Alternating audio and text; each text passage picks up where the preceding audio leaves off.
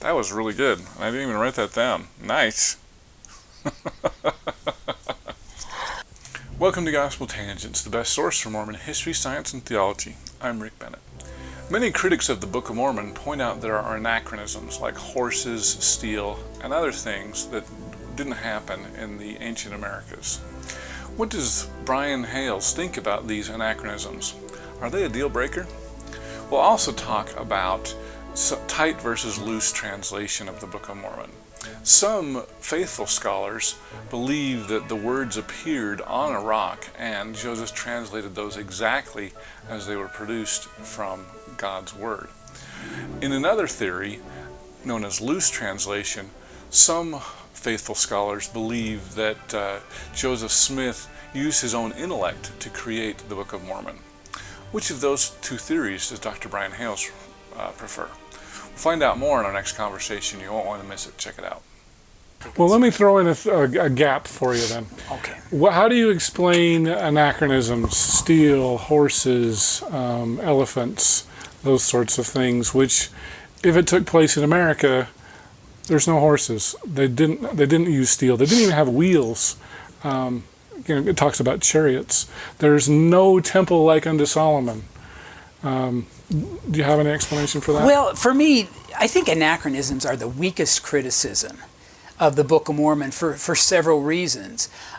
First off, we haven't done all of the excavations yet. Some of these items, maybe not all of them, but some of them could still be discovered. They have LiDAR studies of northern Guatemala and the Yucatan of Mexico.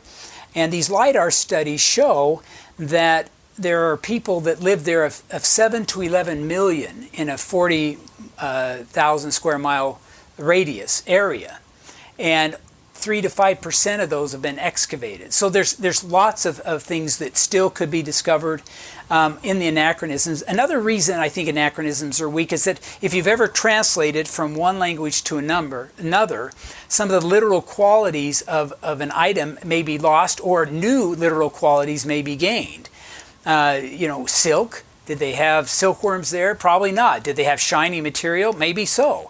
And so some of these things can be explained away. Now, you mentioned horses, a great example, because what we find in the Book of Mormon, horses I think are mentioned 11 times, and they are mentioned with chariots. There's no mention of wheels. But what's interesting is in Joseph's day, a horse was ridden. A horse would pull a wagon with wheels. It was used in cavalry, to ride in with cavalry, yeah, in battle. Well, we don't find any of those things in the Book of Mormon. You don't ride on horses, so far as it says in the Book of Mormon. They are only associated with royalty and with a chariot of some sort, and we don't know exactly. People make assumptions of wheels, and they think Ben-Hur and all of this. We don't know what the word chariot signifies. Well, I mean, if they came from the old world, wouldn't you expect Ben-Hur to be in America? With chariots, because the Egyptians pulled chariots with horses, right? I mean, wouldn't you expect the same sort of thing in America? Well, chariots are mentioned so seldom that I don't know that we should assume they have wheels. If they had wheels, don't we think we would probably have more mention of the use of the wheel in the Book of Mormon? We don't. We're making an assumption there, and I understand, but this could be just translation on the word chariot, and the chariot is only mentioned, I think, 4 times. We'd have to go back and look. So again, this particular anachronism to me is not a real problem, because the horses in the Book of Mormon are not doing what horses did in Joseph Smith's day. Now, the third reason I don't think anachronisms are very strong is that the Book of Mormon, we talk about it as a translation. It wasn't a translation in any traditional sense. Joseph didn't know the engravings. He didn't know Reformed Egyptian. The plates were in the woods, or they were covered up on the table. Joseph Smith was receiving a revelation based upon the Book of Mormon, so we call it a translation, but it's a revelation. It's coming from God. Every word he's getting through inspiration from God. And if God is giving a revelation, that he would upgrade that for the target audience, it would be expected. That's the way God works. If we were getting a very literal translation of those engravings, The syntax would be very clunky. It would be difficult to understand. It would have references to things that we would not understand. And so for me, and several other authors are understanding this, Grant Hardy, Royal Skousen, Richard Bushman have all made statements to the point that they think God has upgraded this text, this revelation to Joseph, because it's made for the target audience. It's made for us, to help us. And so this is where we get the King James references, the Sermon on the Mount coming into this. Clearly the Sermon on the Mount wasn't using this same knocking on doors and loaves of bread and things. This is something that is an upgrade to the text, and it makes total sense if we think of the Book of Mormon as a revelation given to Joseph that was custom made for our generation. Well, that's interesting. So, because I know there's also the issue of tight translation, loose translation. There's I'm trying to remember who it was. One of the early witnesses said that the words would appear in the stone, whereas a lot of people it sounds like you're going with loose translation. Is that accurate? I think I've never really embraced Royal Skousen's, and he's a lot smarter than I am. I'm not even worthy to be mentioned in the same sentence as Royal because his research is so amazing. But I have put together an article, I can't find a publisher on it, that gives us 7 reasons to believe Joseph Smith was not reading a seer stone, a teleprompter seer stone, and 4 really good reasons to think that he was reading a teleprompter seer stone. But the biggest obstacle for the loose and tight is that the more Joseph is wordsmithing the sentences, the worse the sentences are going to be. Now, there are sentences with problems, but almost any sentence in that book is going to be more difficult than Joseph could do using his own intellectual abilities as this 23-year-old farmer. And that's why I really think that everything is coming to him and he's helping out. He's giving very little assistance. We do find poor grammar in there that must have come from Joseph. And then we have my friend Brent Metcalf pointed out that the wherefore, therefore shift. Have you heard about that? Vaguely, but remind us. The 2 words are basically the same meaning in English, but Joseph is using therefore for the first part, and then he switches to wherefore for the second part of the translation as he's going along. That's a shift that seems to be a mental choice that Joseph would have made. We don't know for sure, but these are just some of the reasons why you would not think Joseph is reading a teleprompter stone, even though there are several eyewitnesses that say that's what he said or believe that that's what he was doing. But the more we want to consign Joseph as the actual author of the sentence structure, the more we're going to have to give him cognitive ability, because wordsmithing final draft sentences in real time is a very difficult process. And I don't think Joseph could do it. I know I couldn't do it. I've written 500 plus page books and have some experience with composition. No way could I do this. You've got this editing process is necessary as soon as my brain gets involved. And I don't think Joseph was able to do it either. So I have to attribute most of these words to something beyond Joseph's wordsmithing ability. Okay. So you're definitely in the loose translation. If that's how it works, I don't think he's contributing a great deal, because if he were, I think the sentences would have really worse grammar and they would have New York grammar, not early English grammar. Well, and do you think that we should get away from the word translation and refer to the Book of Mormon as a revelation?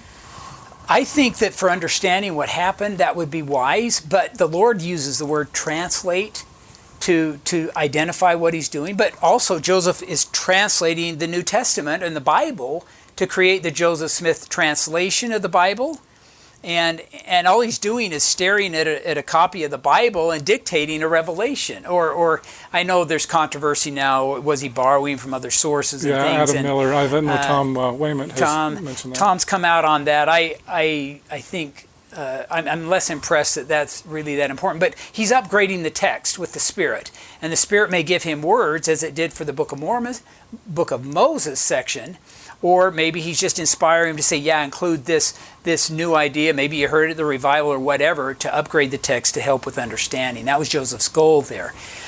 So I think, though, that thinking of more revelatory is wiser, because Joseph wasn't that smart in 1829. He wasn't dumb, but he didn't have great experience, and these things that are truly remarkable just could not have come from him based on what the historical record describes. Interesting.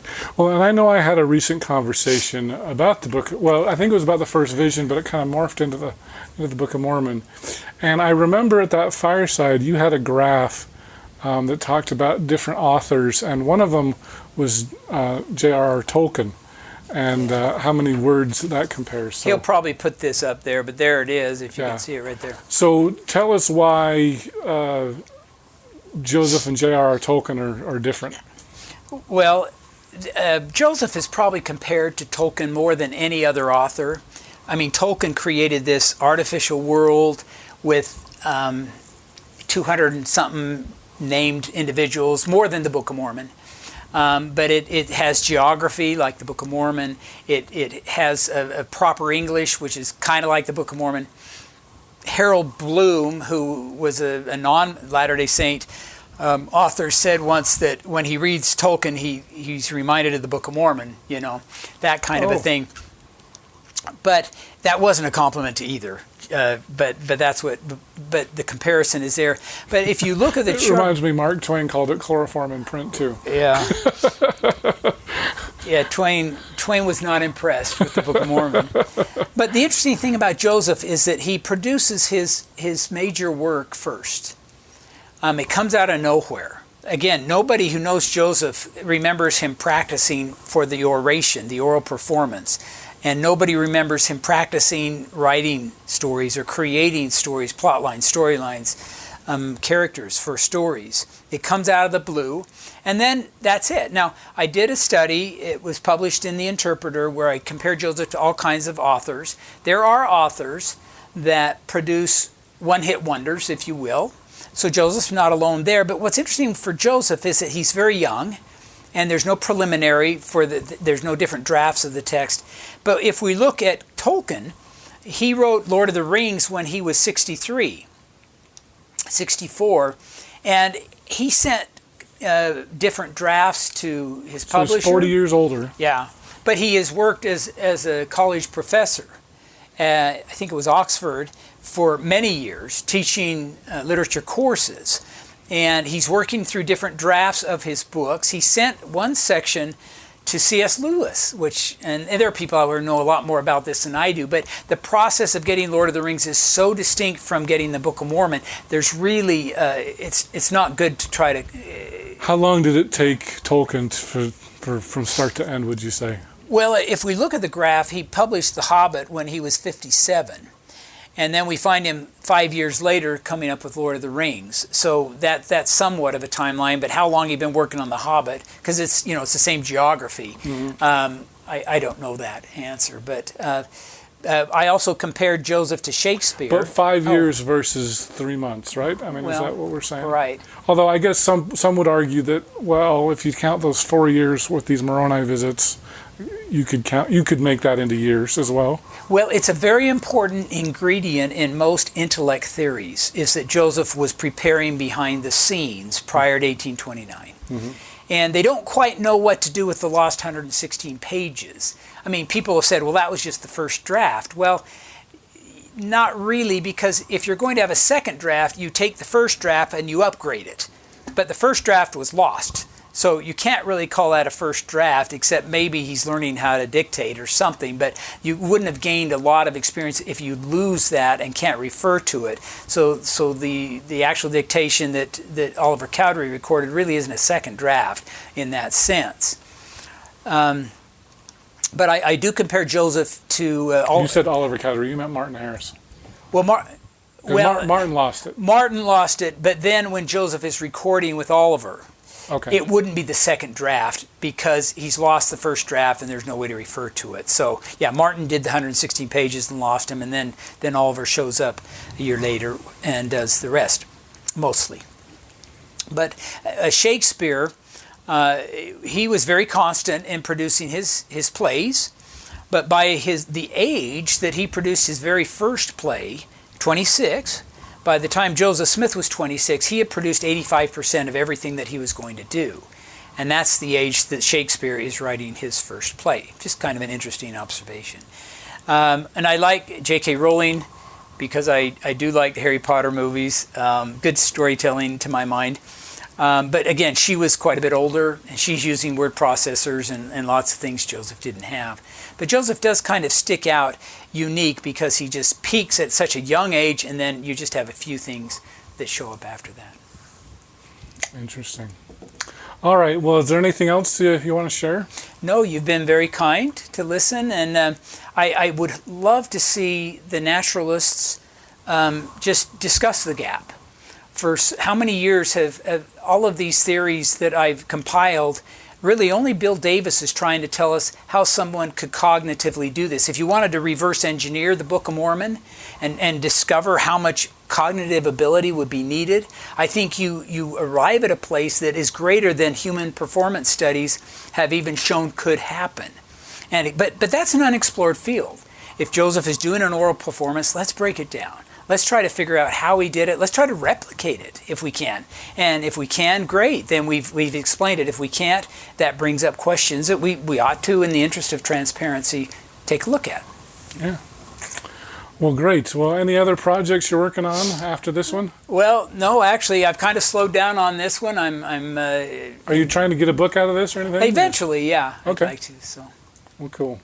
And so, no other Mormon history projects? Well, maybe not for a while. There's so many, in 2007, we didn't have the environment we have today with the Joseph Smith Papers Project and so many professional historians that are doing the work and helping out. Amateur historians like me are finding, I think, less of a niche. So, and maybe that's a good thing. Probably good for everybody. All right. Well, Dr. Brian Hales, I thank you for being here on Gospel Tangents. Well, thank you, Rick. I appreciate it. Mm-hmm. I hope you enjoyed our conversation with Dr. Brian Hales. Brian, thanks for sitting down with me. It was great to getting back together again. I'd tell people to buy your polygamy books, but I think they're sold out. But, they are available, used copies still out there on Amazon and other vendors. So definitely check those out. And so, Brian, I'm also looking forward to seeing what other things you have on Book of Mormon authorship. It's going to be a lot of fun. In our next conversation, I'm excited to look at a non-member view of the Book of Mormon. Dr. Christopher Thomas is a Pentecostal theologian, and we're going to get some of his impressions of the Book of Mormon. With other religious traditions, they're either drawn to it to try to talk about what the differences are, and I'm really kind of a textually based person, and I know how to read texts, and so there's a lot of ways in which, the Book of Mormon text is what I'm interested in all of that. I was talking to Grant Hardy once, and he said, "So Book of Mormon, why not Mormonism?" And I said, "Are you nuts?" If you'd like to hear the entire interview uncut, please subscribe for just $5 a month at patreon.com/GospelTangents, and you can hear the entire interview before everybody else. If you'd like to watch the entire video for just $8 a month, you can either subscribe on YouTube, Patreon, or my website, GospelTangents.com. Just click the yellow subscribe button, and I'll add you to our Gospel Tangents Insiders group so that you can see entire videos. For those interested in a PDF transcript, you can subscribe at either Patreon or on my website. For just $10 a month, I'll send you a PDF as soon as it's complete.